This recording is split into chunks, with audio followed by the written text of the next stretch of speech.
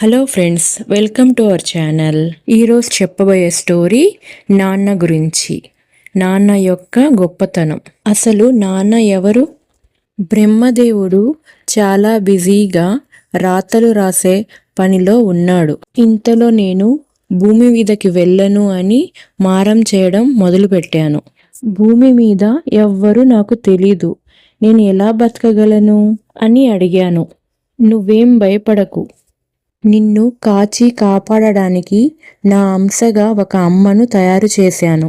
ఆమె కడుపులో నిన్ను పుట్టిస్తా అన్నాడు బ్రహ్మదేవుడు.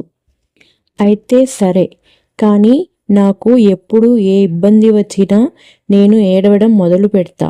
అప్పుడు మీరు నా ఇబ్బందిని తొలగించాలి అని షరతు పెడతాను. దానికి బ్రహ్మ, సరే, నీకు మాటలు రానంత వరకు బ్రహ్మ, విష్ణు,